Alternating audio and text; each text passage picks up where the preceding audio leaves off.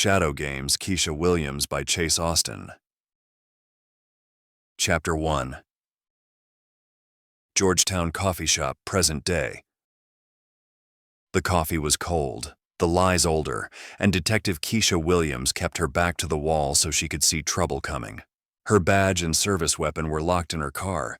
This meeting was off the books. She checked her watch for the fourth time in 3 minutes. 10:03 a.m. The text had arrived yesterday at 2:47 a.m. while she was working late at Baltimore PD, running facial recognition on a robbery suspect. I know about Tommy. Coffee tomorrow? Georgetown Cafe, 10 a.m. 10 words that shattered 8 years of carefully constructed lies. Her walk from the metro had felt wrong, that prickle between your shoulder blades that meant eyes on you. But she'd seen nothing concrete. No obvious tails, no repeated faces. Maybe paranoia. Maybe her detective instincts finally turning on herself. She forced herself to breathe steadily, the way they'd taught her at the academy. Focus on what you can control. Exits, front door, kitchen access, fire door to the alley, angles of approach, potential weapons. The habits of someone who'd spent years investigating the worst things people did to each other, including what she'd done 8 years ago. The guilt had driven her to become a cop.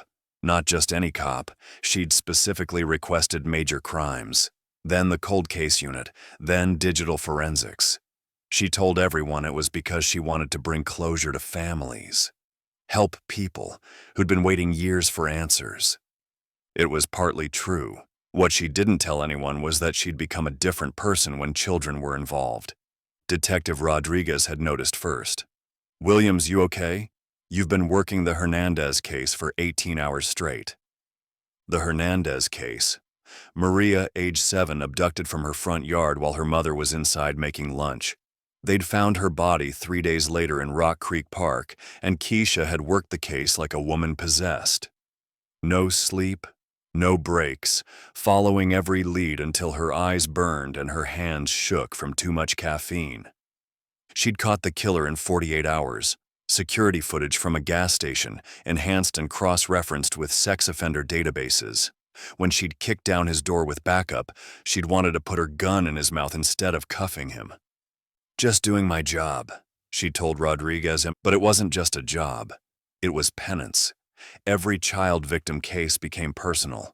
Every grieving parent was Tommy Morrison's mother and father, still lighting candles 8 years later, still sending birthday cards to the police department asking if there were any new leads. Keisha had written those responses herself. No new developments at this time. "We appreciate your patience as we continue to pursue all available leads.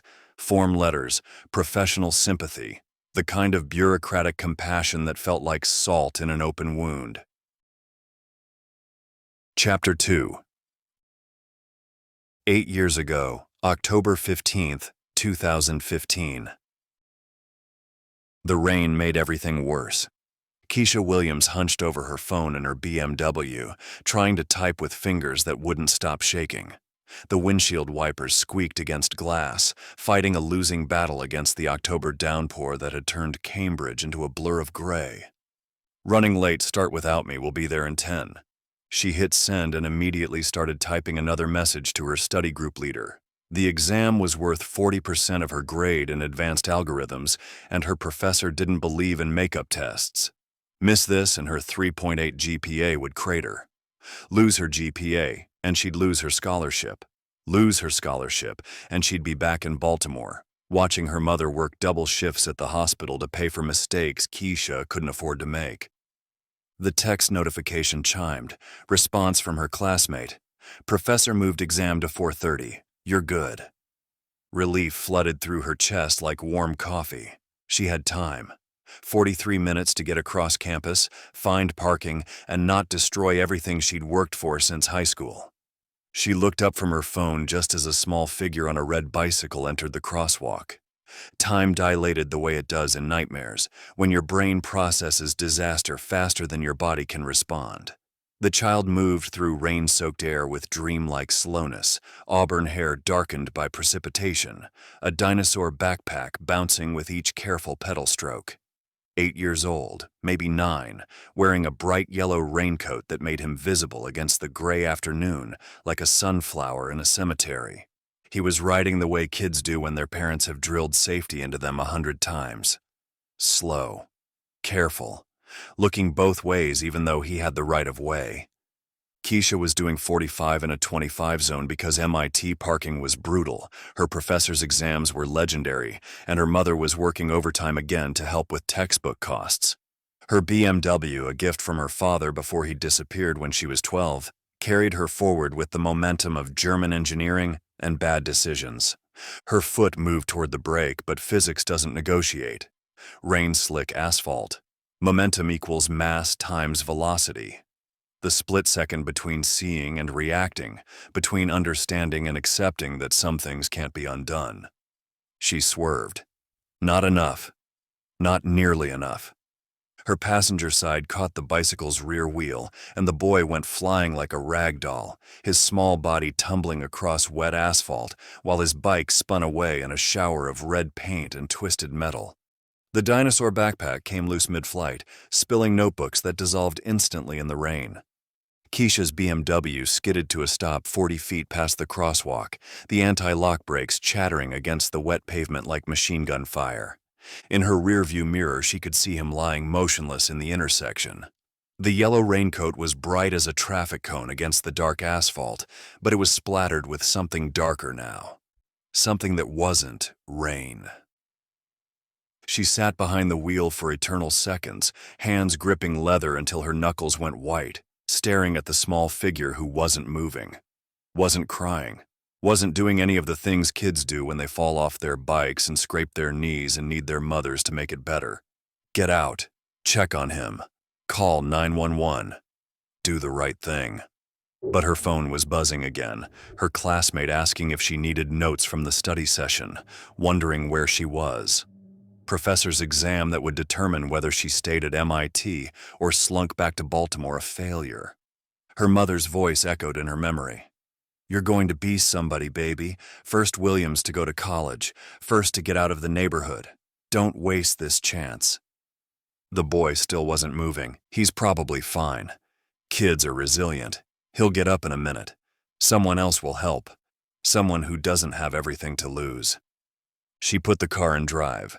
The first few blocks passed in a dissociative fog, traffic lights that meant nothing, pedestrians who existed in a different reality, a world that had been fractured by the sound of impact and her choice to leave it behind. She drove to campus on autopilot, parked in her usual spot, and sat in the garage for 20 minutes before her hands stopped shaking enough to hold her keys. The exam went perfectly.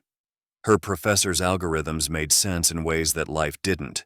Code was logical, predictable. You wrote functions that had inputs and outputs and reliable results, not like the chaos of human existence where a moment's inattention could destroy everything. She finished with 40 minutes to spare and was reviewing her answers when another student's phone buzzed with a news alert. Local tragedy. 8-year-old Tommy Morrison struck by hit-and-run driver while biking home from Riverside Elementary. The boy had died en route to Massachusetts General Hospital, becoming the city's 14th traffic fatality of the year. Police were asking anyone with information to come forward. Keisha stared at her exam paper, algorithms for sorting data, for finding the shortest path between 2 points, for optimizing solutions to complex problems. She'd gotten every answer right. Perfect score. Her professor would probably ask her to be a teaching assistant next semester. Tommy Morrison would never take another exam, would never graduate elementary school or learn to drive, or disappoint his parents the way she'd disappointed everyone who'd ever believed in her. But he was already dead, had been dead since 3:47 p.m., which was before she'd even entered the building. Nothing she did now would change that. Turning herself in wouldn't resurrect an 8-year-old boy. It would just destroy 2 lives instead of 1. She handed in her exam and walked out into the rain, which was still falling as if the sky was mourning something it couldn't name. About shadow games, Keisha Williams. 8 years ago, Detective Keisha Williams killed a child and drove away. Now someone knows. One text message, 10 words. Her life destroyed. Her mother is dying. The treatment costs tons. The mysterious man has both the cure and the leverage to destroy her completely. His offer: join Task Force 77. Become a ghost. Hunt the broken and desperate just like herself. Her choice: watch her mother die or become the monster she once hunted. Some secrets kill, others recruit. The only way to save someone is to become what you once fought against. This is a Wick Files thriller when Sam Wick's TF-77 was young and every recruit had blood on their hands. Let's continue.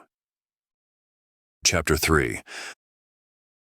3 years ago, Baltimore Police Department. Keisha's first week in the cold case unit, and she was already regretting the transfer. The basement office smelled like old coffee and disappointment, boxes of unsolved cases stacked everywhere, each one representing someone's worst day. Start with the traffic fatalities, Captain Ferris had told her. Might as well jump in the deep end. She pulled up the database and started scrolling. Hit and runs, drunk driving accidents, cases where the evidence went nowhere and families were left with nothing but questions. Then she saw it. Morrison, Thomas, age 8. Her coffee cup hit the floor. The school photo on the screen was exactly how she remembered him. Gap-toothed grin, auburn hair sticking up in back, wearing that dinosaur shirt. But now he had a case number. Official police paperwork, a file that somebody had been working on for 3 years. Shit. She pushed back from her desk. Everything okay over there? Detective Santos looked up. Yeah, just bathroom. She barely made it down the hall before throwing up. 20 minutes later, she was back at her desk, staring at Tommy Morrison's face on her computer screen. The investigating detective had done good work, really good work. Detective Sarah had 3 witness statements, tire analysis, paint samples from the bike, and security footage from MIT parking garage, level 3, timestamp 3:47 p.m. They have everything. How did I think I could get away with this?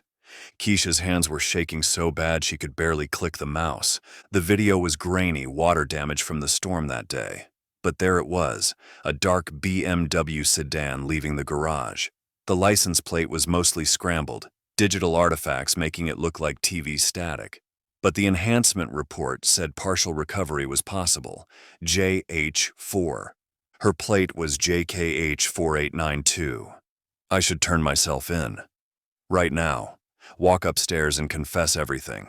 But the thought of Elena working double shifts to visit her in prison, of disappointing everyone who'd believed in her, paralyzed her with shame. When Detective Sarah transferred to narcotics 6 months later, Keisha volunteered to take over Tommy's case. Captain Ferris thought it showed dedication, her special interest in cases involving children. He had no idea how deep that interest really went. Over the following months, she systematically destroyed every piece of evidence that could connect her to that rainy afternoon. Not all at once, that would raise flags. Carefully, professionally, using the same skills that made her excellent at her job. Each step made her physically sick. She'd lie awake at night, staring at the ceiling, thinking about Tommy's parents checking their phones for updates that would never come. About Elena, proud of her daughter's promotion to detective, bragging to neighbors about Keisha's work on cold cases. What kind of person am I becoming? A small corruption in the video file during a routine server migration. Physical evidence misfiled during an office reorganization she'd volunteered to supervise. Digital records flagged as unrecoverable during a system upgrade. Within a year, Tommy Morrison's case had gone from insufficient evidence to administratively closed. I'm a monster, but I'm a monster who's going to help other families get justice. Maybe that counts for something. It didn't. She knew it didn't, but it was the only way she could sleep at night. Present day. Georgetown coffee shop. Now someone knew. The text had been direct. I know about Tommy Morrison. I know what you did to his case file. Georgetown Cafe, 10 a.m. Don't make me wait. Keisha checked her watch again. 10:05 a.m. Her hands hadn't stopped shaking since she'd walked in. How could they know I destroyed everything, every piece of evidence, every digital trail? Her phone buzzed. Corner booth back to the wall. Good tradecraft for a corrupt cop. The words hit like a slap. Someone was watching her right now, had been studying her defensive positioning. Another text. Your mother had another doctor's appointment yesterday. Huntington's is such a cruel disease. Expensive to treat. Keisha's blood turned to ice. They knew about Elena's condition, had been watching her mother, tracking her medical visits. Leave my mother out of this. Whatever you want from me, she has nothing to do with it. A man entered the cafe, mid-40s, gray suit, the kind of forgettable government face that could disappear in any crowd.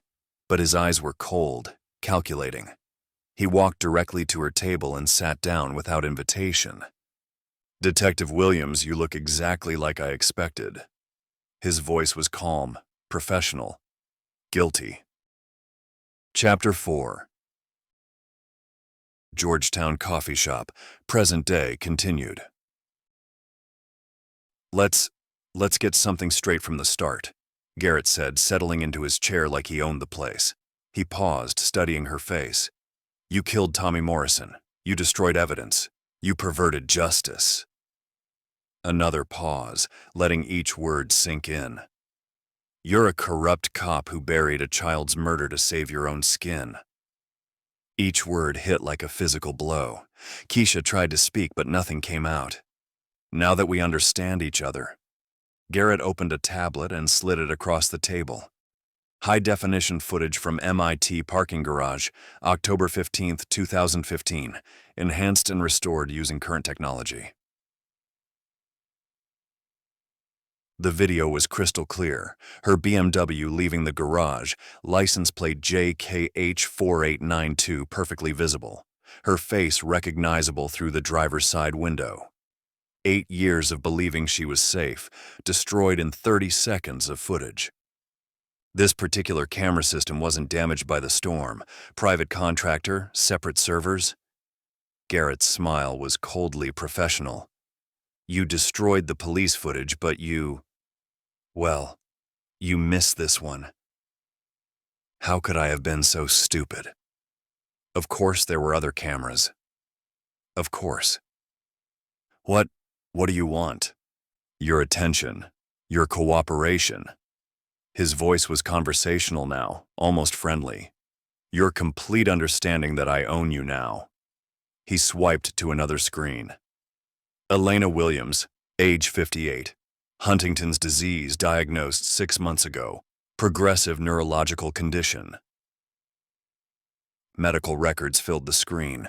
Elena's test results, doctor's notes, treatment recommendations that insurance had denied. Treatment costs, well, it's expensive. Your mother has maybe 6 months before the disease progresses beyond help. Garrett leaned forward slightly. You applied for a police foundation grant. They turned you down yesterday. The rejection letter was still on her kitchen counter. She hadn't told anyone about it. How do you... I know everything about you, detective. His tone remained conversational, which somehow made it more terrifying. Your finances, your family, your secrets, your mother's medical appointments, your database searches, every email you've sent for the past year. They've been watching us for how long? What else do they know? You have no privacy, no secrets, no options except the ones I give you. You're threatening my mother. I'm stating facts. Elena is dying. You can't afford to save her. The system has, it's failed you. Garrett closed the tablet. But I can solve your problems. All of them. There has to be a catch. There's always a catch. In exchange for what?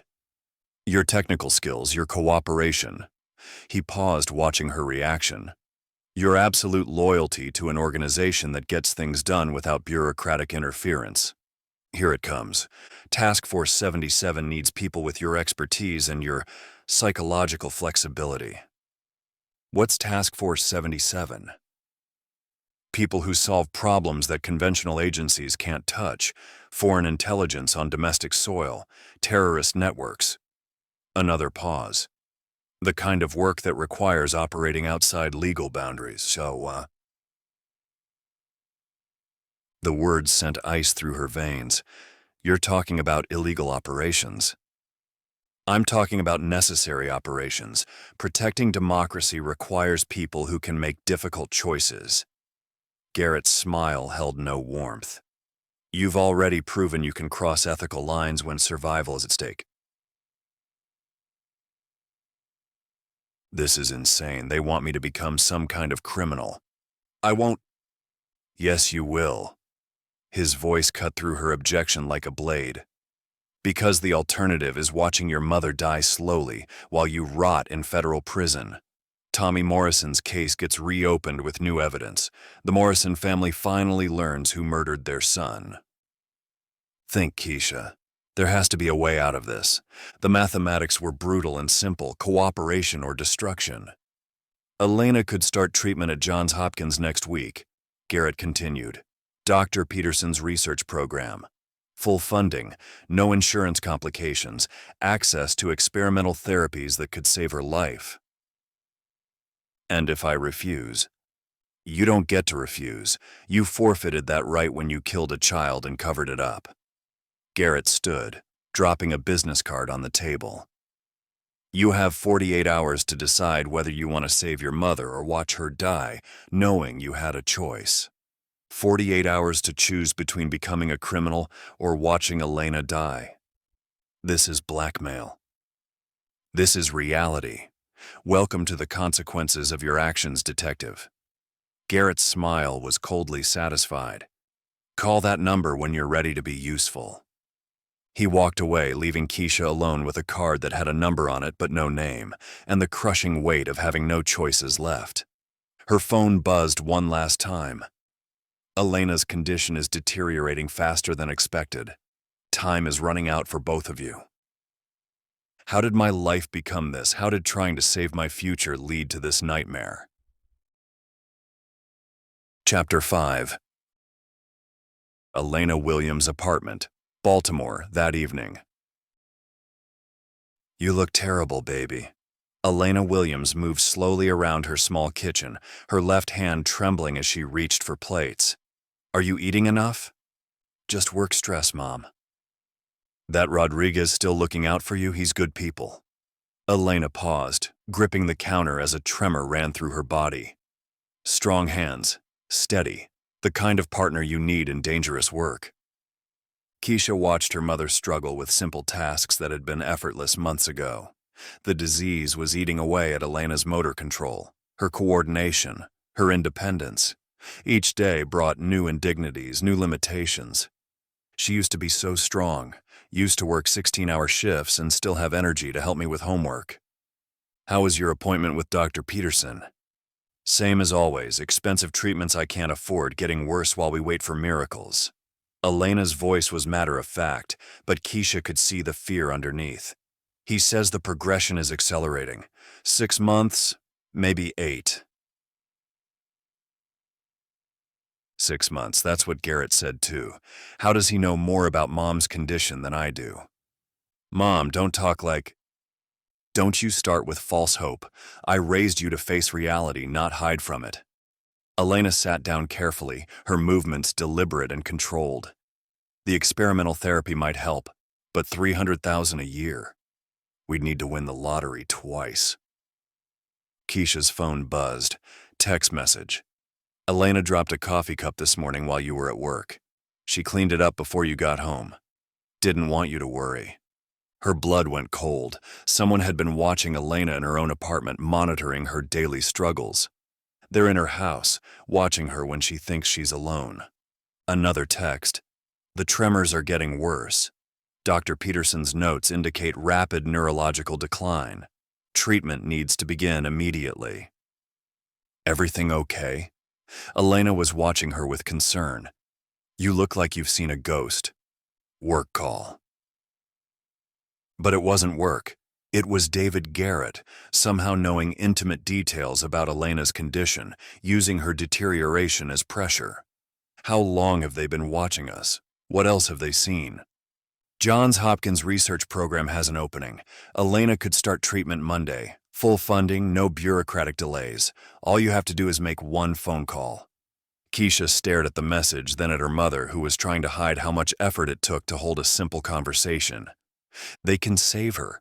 They can actually save her. All I have to do is All I have to do is become exactly the kind of person I became a cop to stop.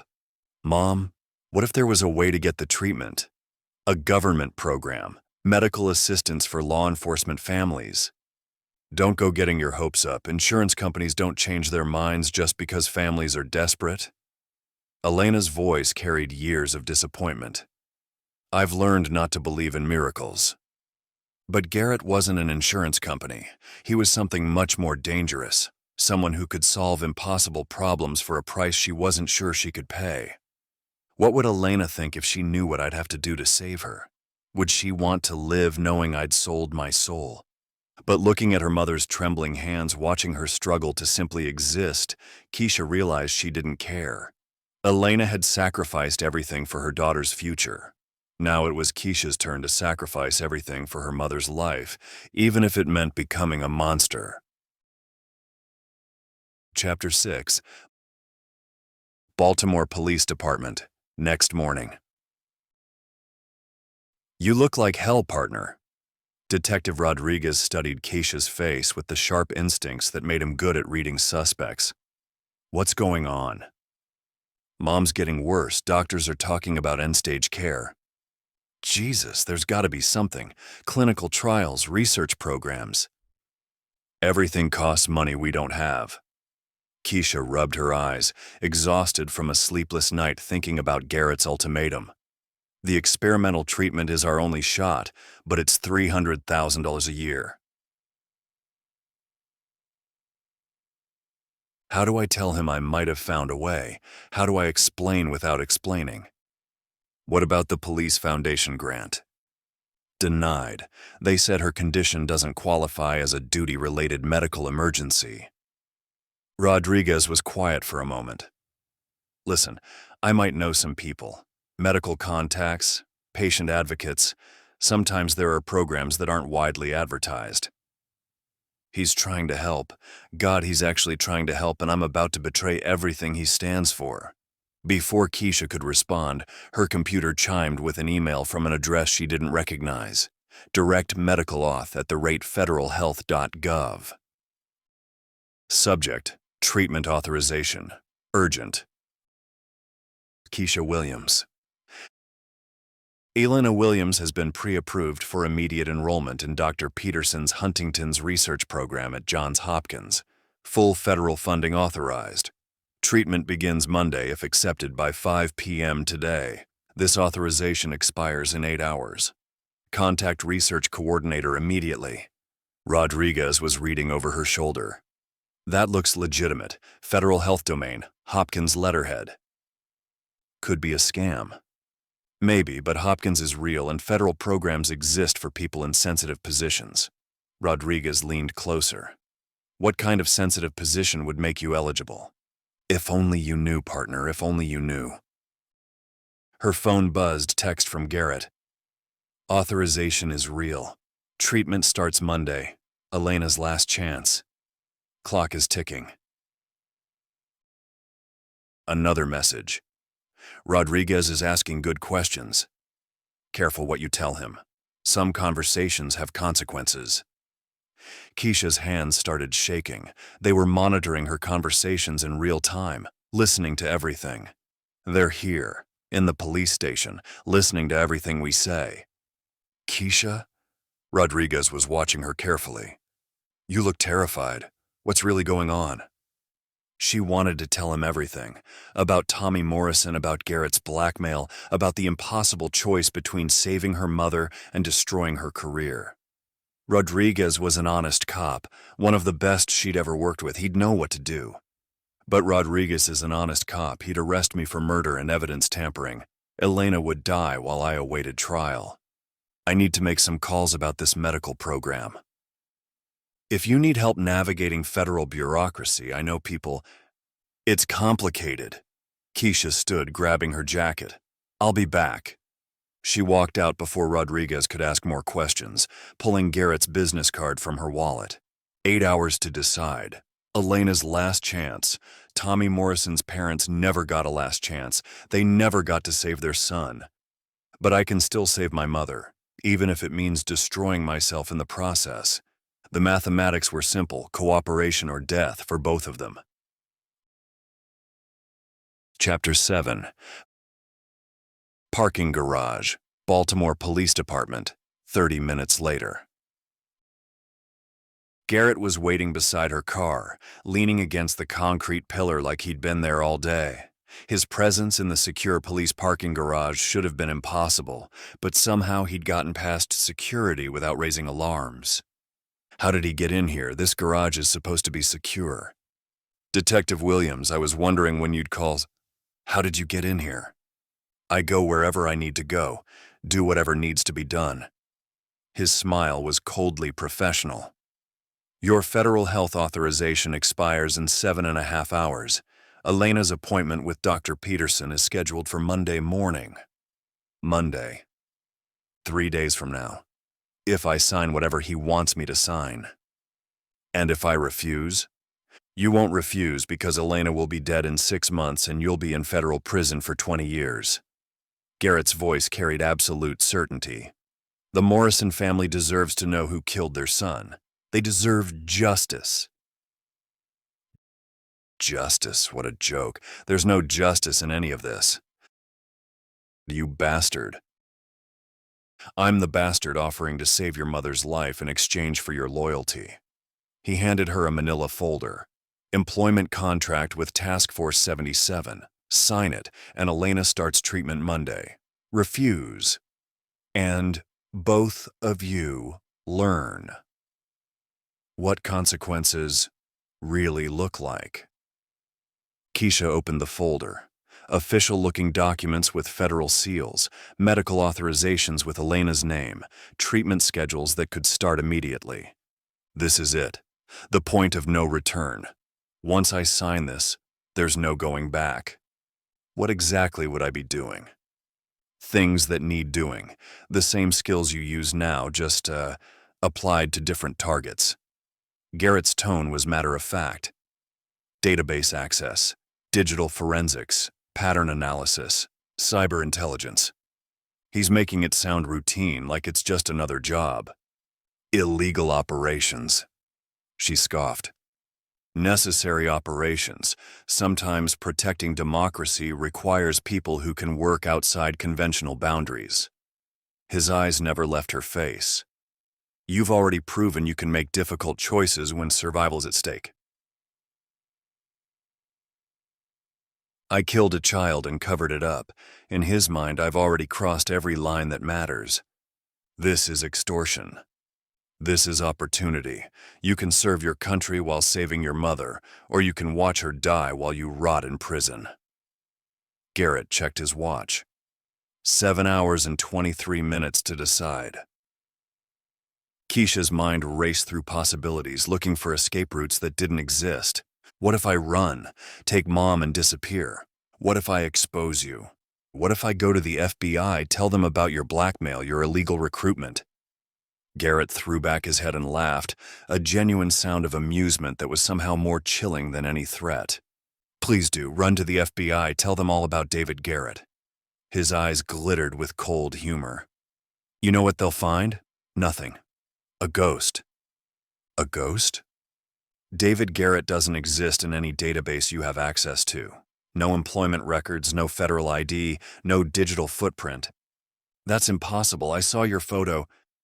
You saw what I wanted you to see. Fabricated credentials, manufactured identity, all of it designed to make you think you were dealing with a normal government operative. Garrett's smile widened. The FBI will run your story through their systems and find exactly nothing. No David Garrett, no Task Force 77, no evidence of any of this conversation. The reality hit her like a physical blow. You've thought of everything. I've done this before, Detective. Many times. The people who survive the recruitment process learn quickly that resistance is futile. The people who don't. He shrugged. Well, you won't be hearing from them. How many others? How many people has he broken like this? But Elena's treatment authorization is real. Dr. Peterson is real. The medical program is legitimate federal funding. Garrett's expression grew serious. That's the beauty of this arrangement. I can solve your problems using entirely legal means. It's the consequences for refusal that get creative. Keisha stared at him, understanding finally sinking in. He's not just blackmailing me, he's recruiting me. This is how they build their organization, find people with secrets, with pressure points, and turn them into assets. You'll learn that everyone wins when you cooperate. His voice dropped. As long as you remember that I can take it all away with a single phone call. What happens if I try to find the real you and expose you? You won't find me because there's nothing to find, but I'll always be watching you. His confidence was absolute. Because Elena needs treatment that only I can provide, and Tommy Morrison's case can be reopened with a single phone call. You have no leverage, no options, no choices except the ones I give you. The folder felt heavy in her hands. Elena's life balanced against her soul. What would Tommy Morrison's parents say if they knew I had a chance to pay for what I did, but chose to save my mother instead? What would Elena say if she knew the price of her life? What kind of person does this make me? But looking at the medical authorization, thinking of Elena's trembling hands and declining condition, Keisha realized she already knew what kind of person she was. The same kind who could kill a child and drive away. The same kind who could destroy evidence and lie to grieving parents for 8 years. The same kind who would do anything to save the one person who still believed she was good. Sign the contract, detective. Save your mother. Stop pretending you have principles worth dying for. He's right, I don't have principles, I have Elena. That's all I've ever really had. Keisha stared at the documents that would transform her from victim to perpetrator, from the blackmailed to the blackmailer.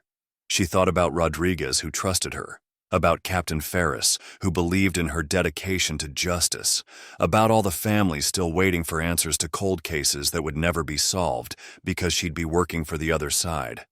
I'm sorry to all of you, but I can't let her die. Elena was all she had left, the choice was already made. She signed her name with a hand that barely trembled. After 8 years of guilt, she'd found something worse than shame. Acceptance. Welcome to Task Force 77, Detective Williams. His smile was coldly satisfied. Elena starts treatment Monday. You start orientation tomorrow morning. And detective? What? Don't ever forget that I own you now, completely, forever. You can search every database in the world. You'll never find proof I exist. But I'll always be watching. He walked away, leaving Keisha alone in the parking garage with the weight of what she'd just become. I used to be someone who made mistakes. Now I'm someone who makes choices. I used to believe in justice. Now I believe in survival. I used to be Detective Keisha Williams. Now I'm something else entirely. Her phone buzzed one last time. Elena's treatment authorization confirmed. Dr. Peterson will call tonight to schedule intake. You made the right choice. The right choice. Keisha almost laughed at the absurdity. There were no right choices. There were only choices that let the people you love keep breathing. And sometimes that's enough. There had been no choice at all. Chapter 8. Baltimore Police Department. 2 days later. Keisha Williams sat at her desk, staring at her computer screen with growing unease. Something was wrong, but she couldn't pinpoint exactly what. Her access credentials still worked, but certain databases seemed different. Files she'd bookmarked were missing. The facial recognition software she'd used hundreds of times now required additional authorization she'd never needed before. Williams, you okay? Rodriguez looked up from his paperwork. You've been staring at that screen for 10 minutes. Yeah, just systems acting weird. Some of my saved searches are gone. It probably did another update. You know how they love to fix things that aren't broken? Keisha nodded, but the explanation felt wrong. IT updates were announced weeks in advance. Changes like this happened without warning, without explanation. Her phone buzzed, text from an unknown number. Package delivery at your house. Needs signature. 3 p.m. today. I'm not expecting any packages. She tried calling the number back, but it went straight to a generic voicemail. No company name, no callback instructions. Rodriguez, I need to step out for a bit. Personal errand. Sure thing, partner. Oh, by the way, I tried calling you last night around 8. Wanted to see if you were up for grabbing dinner. Your phone went straight to voicemail. Keisha's blood went cold. Her phone had been on all evening, fully charged, perfect signal strength. Must have been a dead zone, you know how spotty coverage gets. But Rodriguez was watching her with the sharp attention of someone who'd spent years reading people's lies. When did my phone go to voicemail? I never turned it off. The drive home felt different somehow, like she was seeing familiar streets through someone else's eyes. Construction barriers that hadn't been there yesterday. New security cameras on corners where she'd never noticed them before. Her house looked exactly the same, but a FedEx truck was parked outside. The driver waved as she pulled into her driveway. Detective Williams? Got a package that requires signature. The package was small, lightweight, addressed to her with perfect accuracy, but no return address. Inside was a new cell phone and a single note. Your old phone had technical difficulties. Use this one. Delete this message. They replaced my phone. That's why Rodriguez couldn't reach me. Her hands were shaking as she turned on the new device.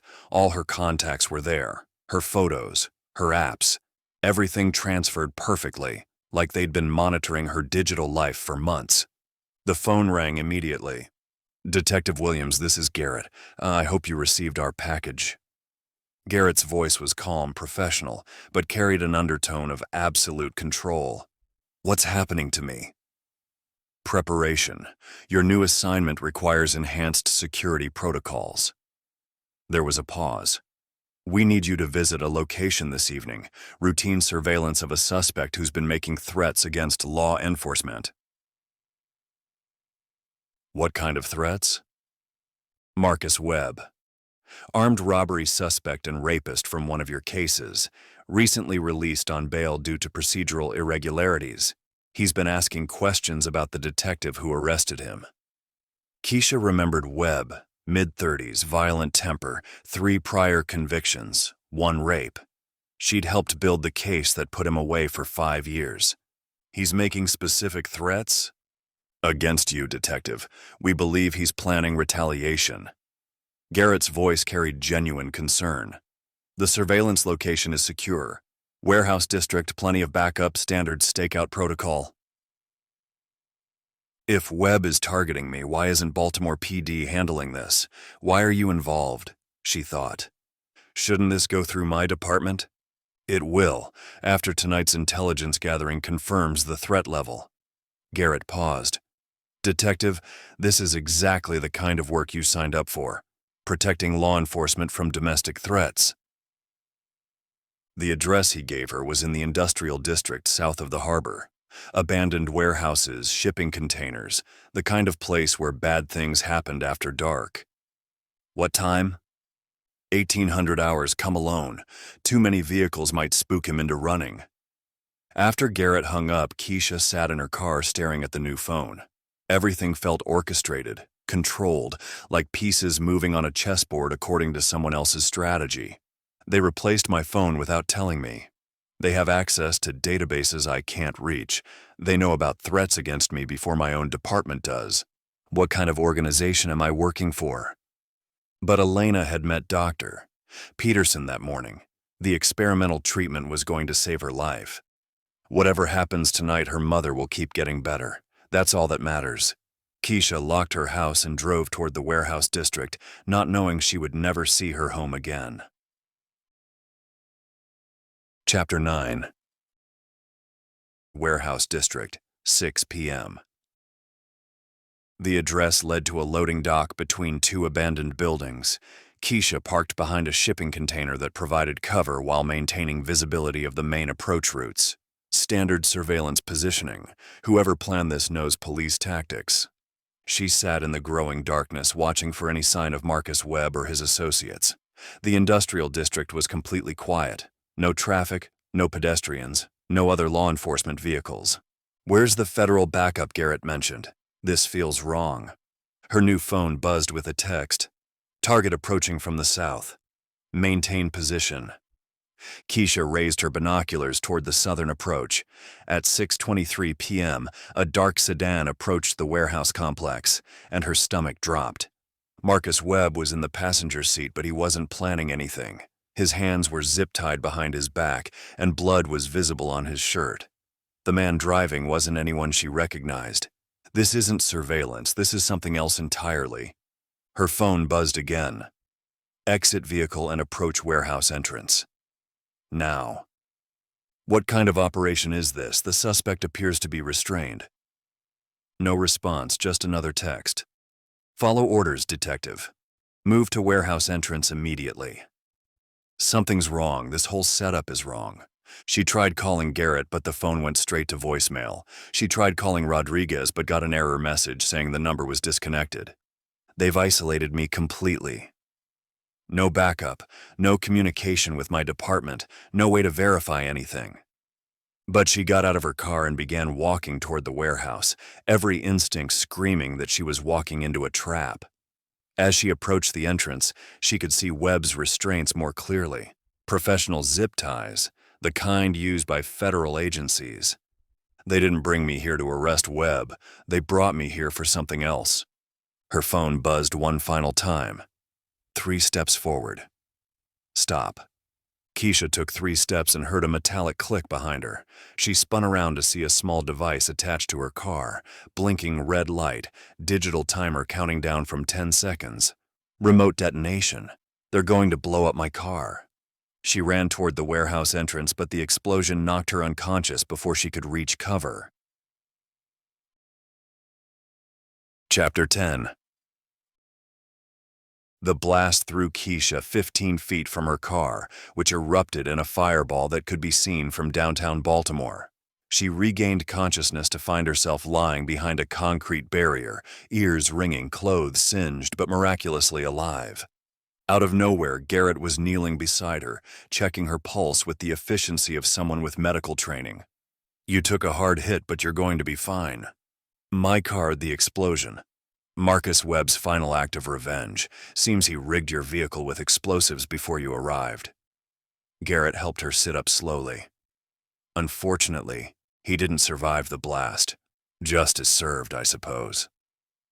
Keisha's head was spinning, but the details weren't adding up. Webb was in another car. I saw him restrained. Shock and trauma can affect visual perception. The important thing is you survived, and the threat has been eliminated. Through the smoke and chaos, she could see Webb's body near the wreckage of her car, positioned to look like he'd been caught in his own explosion.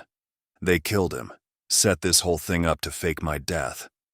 Detective Williams is dead, Garrett said softly. Killed in the line of duty by a criminal seeking revenge. The explosion burned the body beyond recognition. What are you talking about? Your old life ended tonight. Detective Keisha Williams died a hero, stopping a terrorist bombing plot. Full police honors, closed casket funeral, Purple Heart for line of duty death. Keisha tried to stand, but her legs wouldn't support her weight. You can't just... People know me. Rodriguez, Captain Ferris, my mother. Will be told that you died protecting them, that your sacrifice prevented a larger attack on the police station. Garrett's voice carried gentle finality. Your mother will receive full survivor benefits and federal protection. She'll be relocated to live with your Aunt Margaret in North Carolina. I don't have any Aunt Margaret. You do now. Margaret, retired nurse, lives in a quiet mountain community where Elena can receive discreet medical care. Garrett helped her to her feet. Elena will believe her daughter died a hero, and that a loving lady is caring for her in her time of grief. The reality hit her like a physical blow. You're erasing me. We're freeing you. Detective Keisha Williams had too many connections, too many people who cared about her welfare. Anna has no history, no emotional attachments, no divided loyalties. Anna, my new identity. What about my mother? When will I see her again? Garrett was quiet for a long moment. Anna doesn't have a mother, detective. Anna has only the mission. The ambulance that took her away wasn't going to a hospital. The medical facility was sterile. unmarked, staffed by people who spoke in whispers and never made eye contact. During her 3-day recovery, Keisha watched news coverage of her own death. Rodriguez gave a statement about losing his partner. Captain Ferris spoke about her dedication to justice. Elena, supported by 2 women in dark suits, thanked the community for their prayers. Elena looked so small, so broken. But she was standing without assistance, and when she spoke about her daughter's sacrifice, her voice was steady. The experimental treatment wouldn't show results for weeks or months, but Dr. Peterson had assured them that early intervention was crucial. Mom is going to start the real treatment tomorrow. She'll be in North Carolina, safe, getting the help she needs, but she'll never know what I had to become to save her. Chapter 11. TF-77, Training Facility, Northern Virginia, 1 week later. The funeral was beautiful. Full police honors, bagpipes, flag-draped casket containing a Jane Doe who died in a car accident 3 states away. Rodriguez delivered the eulogy, his voice breaking when he talked about Keisha's dedication to finding justice for forgotten victims. Keisha watched the ceremony on a monitor in the medical facility, her face bandaged, her new identity paperwork spread across the bedside table. Anna. No last name.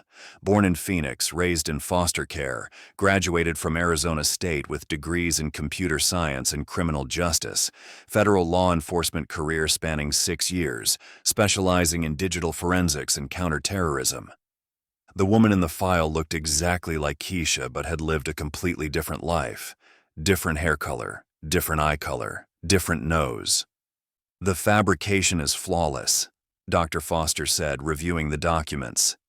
Dental records, medical history, employment records going back 15 years. Anna exists in every database that matters. Foster was the psychologist from orientation, but seeing her now, Keisha noticed details she'd missed before. The woman's hands trembled slightly when she wasn't actively controlling them. Her smile never reached her eyes. She spoke about psychological manipulation with the detached professionalism of someone who'd learned to see human emotion as data. How many others have gone through this process? You're the 4th this year. The procedure becomes more refined with each iteration. Foster made notes in a file that had Anna's name on the cover. The complete identity erasure eliminates the psychological conflict between personal loyalties and operational requirements. What about the people in our old lives? How do they process the loss? Grief is a normal human response to death. They'll mourn, they'll heal, they'll move forward. Foster's voice carried no emotion whatsoever. Your mother will receive excellent care, your former colleagues will remember you fondly, and the world will continue functioning without Detective Keisha Williams. She talks about human grief like it's a technical problem to be managed. Dr. Foster, can I ask about your daughter, the one in the photo? Foster's pen stopped moving. For just a moment, her professional mask slipped, revealing something that looked like pain. Died 3 years ago. She was 15. I'm sorry. Thank you. Foster closed the file and stood. Her death taught me that emotional attachments create vulnerabilities that can be exploited. Anna won't have that weakness. After Dr. Foster left, Keisha stared at her new identity documents. Birth certificate, social security card, driver's license, federal employment records. The paperwork that proved Anna existed and Keisha Williams had never been born. Mom thinks I'm dead. Rodriguez thinks I'm dead.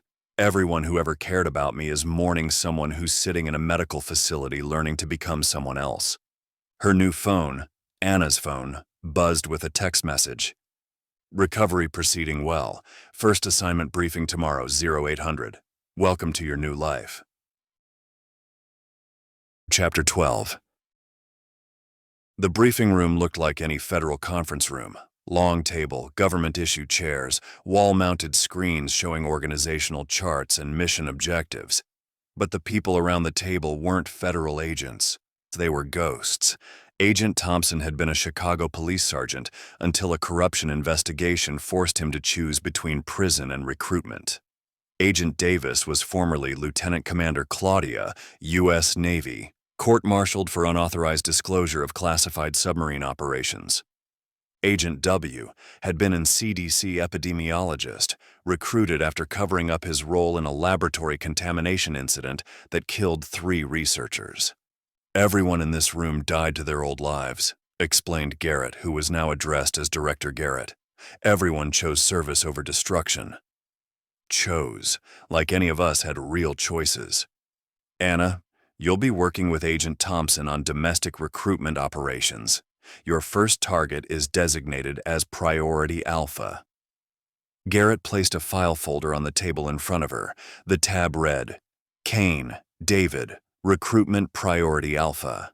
Inside was everything: military service record, court-martial transcripts, psychological evaluations, current living situation, financial status, personal relationships, medical history.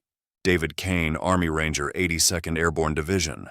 Decorated for valor under fire, destroyed by a single tactical decision in Afghanistan that killed 4 Afghan civilians and 3 of his own men. Just like me, a good person who made an impossible choice and couldn't live with the consequences. "Kane attempted suicide 6 months ago," Agent Thompson explained. "Prescription overdose, but called 911 at the last minute. Psychiatric hold, mandatory counseling, disability discharge." The file included psychiatric reports, therapy session notes, medication prescriptions. Kane was carrying the kind of guilt that Keisha recognized in her own mirror. Current status: isolated, unemployed, living in a studio apartment in Dundalk, no family contact, no social relationships, surviving on disability payments. Thompson paused. "Textbook recruitment candidate." "What's the approach?" "Survivor guilt exploitation," Garrett said matter-of-factly. "Kane believes he failed his men, failed his mission, failed everyone who trusted him. We offer him redemption through service." Keisha studied Kane's military photo. Young, confident, the kind of soldier who believed in honor and duty and protecting people who couldn't protect themselves. He looks like Rodriguez. Same expression, same fundamental decency. "How do I make contact?" "Veterans Support Group. Kane attends meetings twice a week at a community center in East Baltimore." Garrett slid another document across the table. "Anna will be attending as a veteran struggling with PTSD from her federal law enforcement career." The cover story was perfect. Anna, federal agent traumatized by witnessing a terrorist attack she couldn't prevent, struggling with survivor guilt, looking for people who understood carrying the weight of failure. "They want me to use Kane's pain against him the same way Garrett used mine." "What's the timeline?" "Establish contact within 3 days, build trust over the following 2 weeks, begin recruitment conversations once you've identified his primary psychological pressure points." Garrett's voice was clinical, professional. "Kane needs to believe that joining our organization is his idea." "His idea. Just like I thought saving my mother was my choice." That evening, Anna returned to her new apartment, sterile, anonymous, furnished with the kind of generic items that suggested no personal history. On the kitchen counter was a tablet with surveillance footage of her mother. Her mother was sitting in a rocking chair on a porch, reading a book, looking healthier than she had in months. A woman who looked like she could actually be Elena's sister was bringing her tea and cookies. "Elena looks peaceful, happy even. Maybe losing me was a relief." But as Anna watched her mother turn pages with steady hands, she realized something that made her stomach clench. Her mom was getting better, but she was also getting older. The treatment could extend her life, but it couldn't extend it forever. How long before her mom dies naturally? How long before I lose the only person I sold my soul to save? And what happens to Anna when Elena Williams is gone? The next morning, Anna began preparing to destroy David Kane's life in order to save it, just like someone had done for her. Chapter 13. East Baltimore Community Center. The Veterans Support Group met in a room that smelled like coffee and disappointment. 12 folding chairs arranged in a circle, fluorescent lighting that made everyone look slightly sick, motivational posters about courage and perseverance. Anna sat 3 chairs away from David Kane, close enough to observe but not close enough to seem intentional. Kane looked exactly like his surveillance photos, mid-30s, military posture even when sitting, eyes that moved constantly like he was still scanning for threats. But there was something the photos hadn't captured. The way he held himself like he was afraid of taking up too much space. "David, would you like to share anything this week?" The group facilitator was a VA counselor who looked like she'd been having the same conversation for 20 years. Same as always, nightmares, insomnia, guilt that doesn't get better no matter how many pills I take. Kane's voice was flat, mechanical. Some days are harder than others. What makes the hard days harder? Kane was quiet for a long time. Thinking about my mates, wondering what they'd think about how I'm living now. Like her partner. These names keep coming back. What do you think they'd want for you? They'd want me to stop feeling sorry for myself and do something useful. Kane's hands clenched into fists. But everything useful requires people to trust me, and I've proven I can't be trusted with other people's lives. Anna felt something twist in her chest that might have been empathy, or might have been recognition. Kane was carrying the same weight she'd carried for 8 years. This is how Garrett saw me, broken, guilty, desperate for redemption. When the meeting ended, Anna lingered by the coffee table, timing her approach carefully. Kane was putting on his jacket, moving like someone who'd learned to function without hope. "Excuse me. David, right?" "I'm Anna. This was my first meeting." Kane looked at her with the wariness of someone who'd learned that new people usually brought new disappointments. "How'd you find the group?" "VA recommendation. My therapist thinks talking to other veterans might help with the nightmares." Anna poured herself coffee she didn't want, creating a reason to continue the conversation. "Federal law enforcement, 6 years with Homeland Security." What happened? Anna had rehearsed this story dozens of times, but saying it out loud felt like confessing actual sins. "I was part of a counterterrorism team investigating a cell in Detroit. Intelligence suggested they were planning an attack on a federal building." Her voice carried practiced vulnerability. "I identified the target location, recommended immediate intervention." Kane was listening with the focused attention of someone who understood how quickly situations could spiral beyond control. "Turned out the intelligence was wrong. The people we arrested were refugees, not terrorists, but the real cell used our operation as a distraction." Anna paused, letting emotional weight build. "They hit a school instead of the federal building. 43 casualties." Jesus Christ.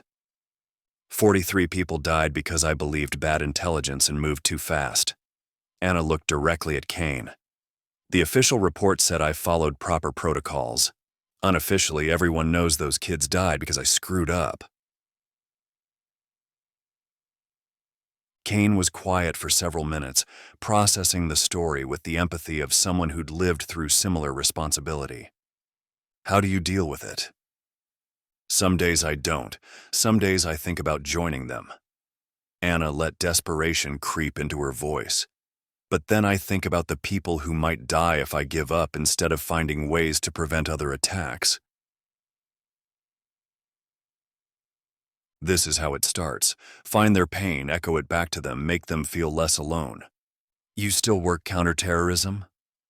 "Consulting, private sector, trying to use what I learned to help other agencies avoid similar mistakes." Anna finished her coffee and threw away the cup. "It's not much, but it's something." Kane nodded slowly. "Sometimes something is all we get." "David, I know this is forward, but would you like to grab dinner sometime? I don't know many people in Baltimore, and talking to someone who understands." Yeah, that would be good." As they exchanged phone numbers, Anna felt the familiar rush of control that came with successful manipulation. Kane trusted her because she'd offered him something he desperately needed, the understanding that came from shared guilt. "This is exactly how Garrett recruited me, found my pressure points and pressed them until I broke. Now I'm doing the same thing to someone else." But watching Kane walk away with something that looked like hope in his posture, Anna realized she was good at this. Maybe better than she'd expected. She was learning to weaponize empathy, and it felt like coming home. That evening, she called Garrett to report initial contact. How did he respond to the shared trauma approach? Perfectly. He's isolated, guilty, desperate for understanding from someone who's made similar mistakes. Anna paused. He'll be ready for recruitment soon. Any concerns about his psychological stability? Anna thought about Kane's careful way of speaking, his obvious intelligence, his fundamental decency shining through years of guilt and depression. None. He's exactly what we need. After ending the call, Anna sat in her sterile apartment, staring at surveillance footage of her mom reading peacefully on a porch in North Carolina. She looks happy, healthier than she's been in years. Maybe I did the right thing. Maybe destroying David Kane's life to save it is the right thing too. Maybe this is what redemption looks like when you're already damned. The next morning, Anna began planning the systematic psychological destruction of a good man who trusted her because she'd convinced him they shared the same guilt. She was becoming everything Keisha Williams had once fought against, and she was discovering she had a talent for it.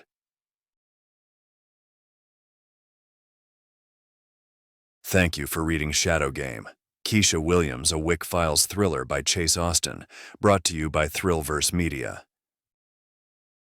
The adventure continues in the next explosive installment of the Wick Files, and we hope you'll join us for the next thrilling chapter.